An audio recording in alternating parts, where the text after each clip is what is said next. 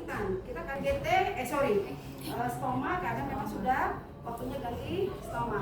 Pak, perkenalkan saya Suster Puji Astuti. Iya Pak, yang kemarin merawat Bapak Pak. Ketemu lagi Pak kita ya. Udah yang ke sekian. Pak, kambingnya mau saya ganti lagi ya Pak ya. Ini udah banyak nih Pak kotorannya dan sudah banyak ada gasnya. Yang Bapak rasakan sekarang apa Pak? Oh masih sakit Pak perutnya, masih mules. Oh udah berkurang ya Pak ya. Ini anggap aja kita fokus ke kondisi dari stoma ya. Pak, daerah lukanya masih terasa sakit? Oh udah enggak ya Pak ya. Baik Pak, ini kotorannya, ingat evaluasi kan. Pak, ini kotorannya kanan-kanan berarti cair ya.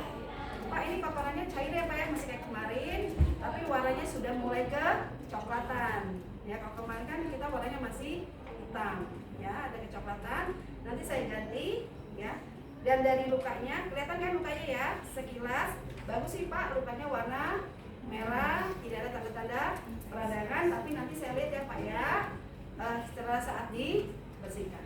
Sebelumnya Bapak ada yang mau dikerjakan dulu? Oh tidak ada Pak ya. Saya butuh waktu kurang lebih sekitar 15 menit untuk persiapan alat. Ibu nanti bisa tinggal di luar atau mau lihat perawatan lukanya? Oh ibu mau. Nanti tungguin saya Bu ya. Udah selesai ya dengan keluarga. Persiapan alat. Ini spoon yang tadi saya ambil ya, saya nggak ganti ya. Krisna tadi pakai bengkok, harusnya dia langsung bisa taruh di kong. Kamu pakai kapas ya? Ada nggak kapas? Kenapa? Pakai kapas? Di videonya kapas? Di video kapas? Sama? Sama tutup? Kalau misalkan mau diganti apa-apa. Ya. Kita bisa ganti sebenarnya dengan kasa juga boleh ya, tapi memang kalau kasa sedikit lebih teksturnya lebih. Kita perpaduan beberapa. Kalau di video kan pakai set steril atau pakai set gini atau pakai WhatsApp? Saya lupa videonya saya kirim yang WhatsApp atau yang set gini? Set gini ya. Kalau saya pakai poli saya tidak suka pakai nampak karena makin mempersempit area kerja. Saya butuh gunting,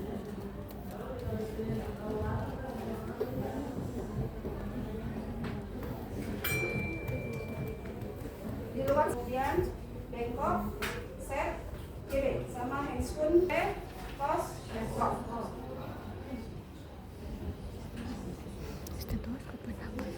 Untuk evaluasi, kalau dia perlu digambar, kita butuh spidol.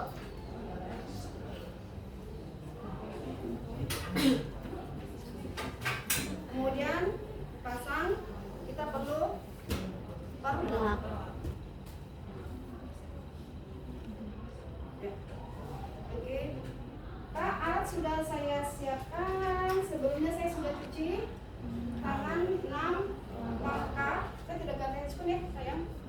6 langkah selesai. Lalu ke dekat pasien, bawa alat ke dekat pasien, pasang sekarang. Ibu tetap mau jadi lihat atau menunggu di luar? Oh menunggu di luar. Silakan menunggu di luar ya. Selesai. Kemudian saya pakai handscoon bersih ya. Uang ya? Boleh nggak di sini? Boleh. Daripada di bengkok, mendingan di kong. Kemudian pasang perlak. Pak, posisinya bisa geser ke sebelah kanan dikit. Oke, saya bantu ya Pak ya. Ya, angkat Pak, tunggunya Pak.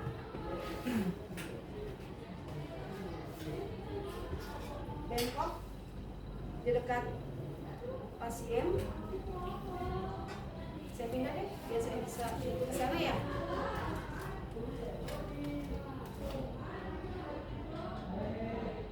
Kalau dia banyak berjalan, posisinya ke bawah.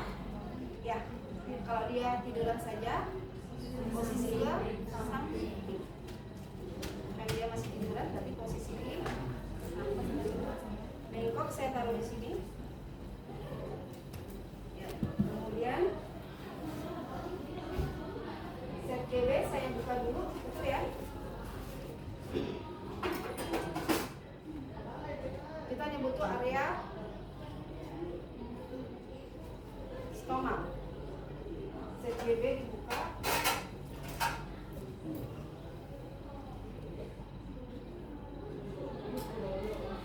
Saya berarti butuhnya adalah, ini saya on kan ya. Saya kan on nih. Saya ngambil kain pakai ini, berarti ini yang posisinya on.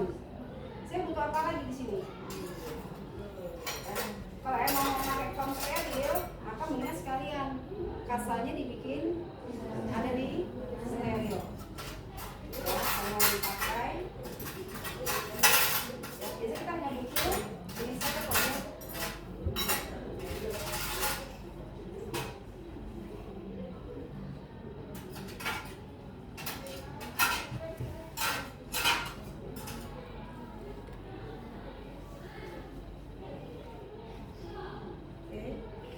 Ini on ya? Udah ini masih on. Jadi saya akan lakukan evaluasi dulu bising ya. Segitiga menghadap ke depan. Dengarkan bising. Usus kanan terdengar, kiri atas terdengar, kiri bawah terdengar, kanan bawah terdengar. Kalau mau langsung dengarkan bising usus saja gitu ya, atau mau diundi bising usus terdengar. Pak, gambaran lukanya kemerhan Pak ya, bagus ya Pak ya, tidak ada tanda-tanda iritasi atau radang sekitar luka, juga tidak kemerahan. Pengeluarannya ini tidak ada darah yang keluar, hanya kotoran saja. Gas ada sedikit. Ya, kemudian kita buka. Kalau emang dia gampang dibuka, cukup dengan dibuka. Tapi kalau dia susah, pilihannya dua: pakai alkohol swab atau pakai kapas sublim atau kapas NaCl, tergantung dari jenis plester. Ya, kalau dia plesternya pakai yang model kertas, berarti bisa dengan kapas NaCl. Ya, tapi kalau dia modelnya plester yang perekatnya kuat, kita bisa pakai alkohol swab.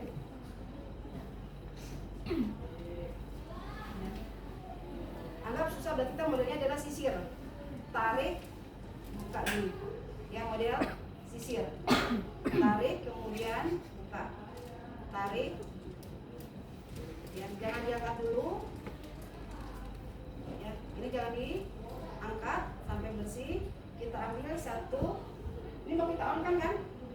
Ya, ambil satu, kemudian taruh di sini dulu. Ya, sebagai ya, pastikan posisi ini harus dilipat di bagian atas ya, benar ya? Jangan dibiarkan terbuka, karena pasti akan mengalir bocor menghadap ke atas. Ya. Kemudian baru kita mulai membersihkan dari area atas ya, dari area terkotor ke bersih. Pilihannya dua, memakai handscoon atau pakai pinset. Kalau kita pakai pinset berarti pakai pinset. Ya. Kalau pakai handscoon berarti pastikan handscoon kita tidak kena feses. Lebih aman pakai pinset. Ya, bersihkan area atas, buang, ya kan?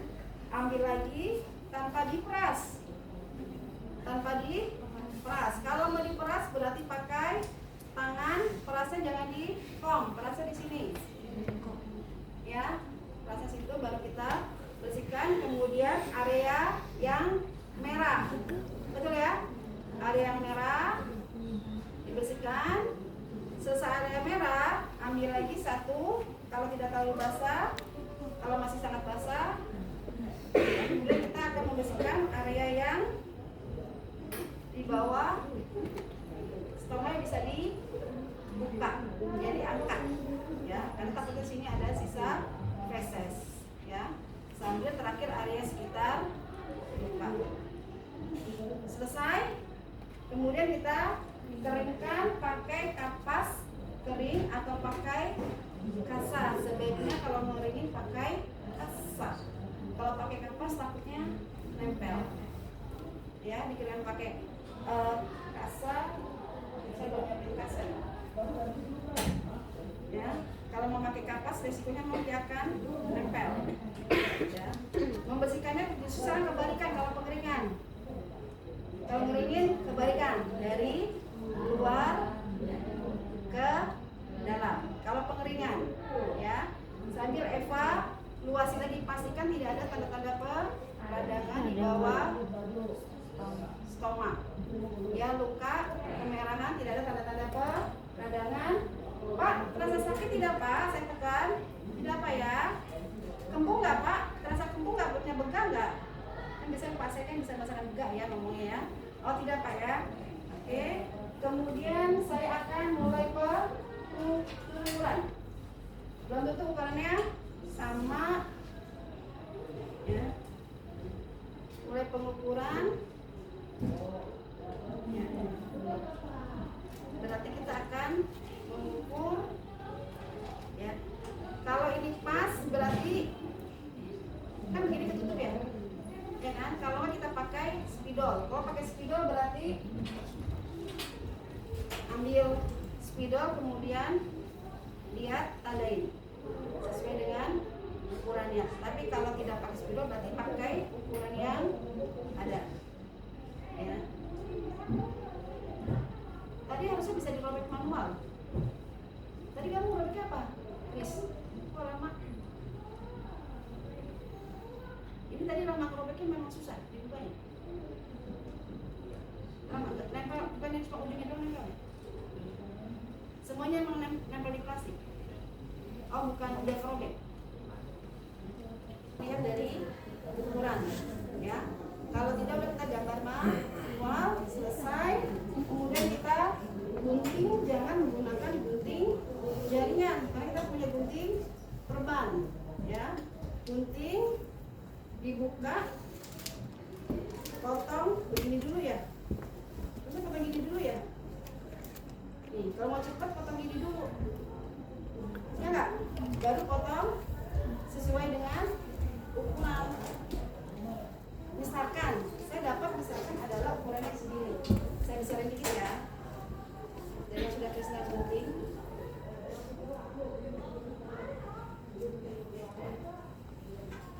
Dapatnya gini kan? Sini masih ada yang kuning ini ya enggak? Masih ya. Ini berarti saya gunting. Saya mau gunting yang luar nih. Gunting, ya kan? Saya cubit, saya gunting, betul ya? Lalu jarak gunting bisa saya selipkan, baik ya? Gunting sampai batas yang diinginkan, kemudian gunting ke piring. Ya, ininya kan terbuka, maka sebelum dia terbuka kita harus tutup, karena lama nih proses pengguntingan. Ya.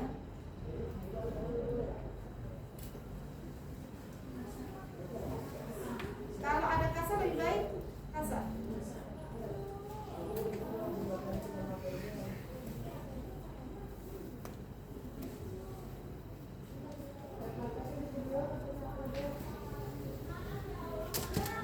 Selesai.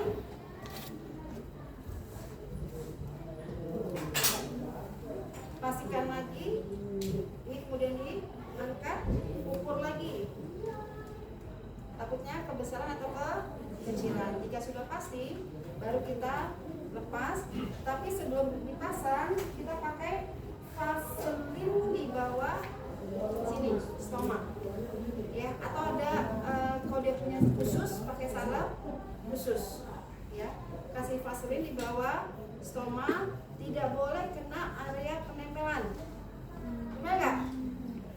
Ya, makanya kenapa vaselinnya ada di bawah stoma, bukan sekitar luka, karena sekitar luka buat plasternya. Kalau dikasih vaselin, ya nempel. Ya, jadi vaselin hanya ada di bawah sekitar lubang stomanya saja.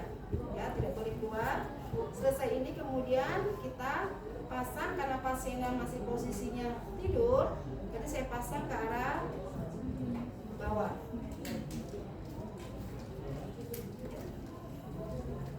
Selesai. Pak, alhamdulillah sudah terpasang. Dengarkan bising usus sekali lagi. Memastikan ya, benar bukan evaluasi ya? Sampai sesudahnya ya. Bising usus terdengar. Ya. Pak, ini kotorannya belum ada Pak ya, karena memang tadi baru dibuang. Kalau pakai waslap, bedanya hanya waslapnya saja ya. Satu waslap basah dan taruh di kom, isi air, satu waslap kering. Ya, hanya tetap membersihkannya, pastikan bukan langsung kena feses. Berarti harus dibuang dengan fesesnya dibuang dengan kapas atau dengan kasa. Ya, berarti dibuang dulu kotorannya, terakhir dengan cuci dengan waslap basah.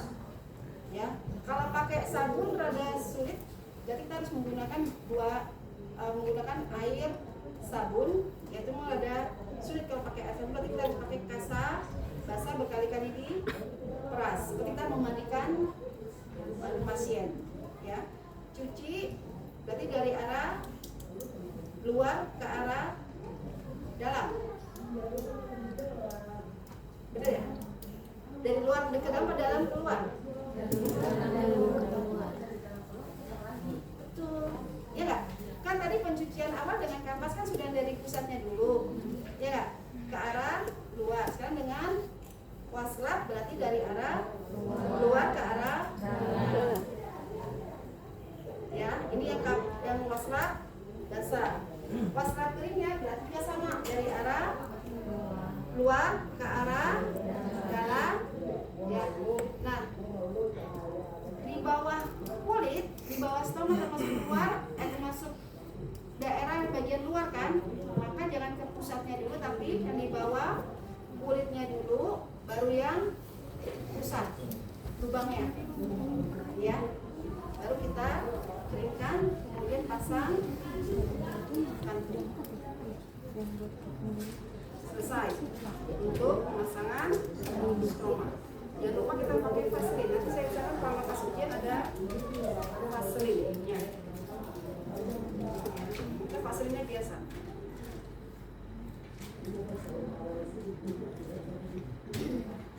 Selesai, kita rapikan alat.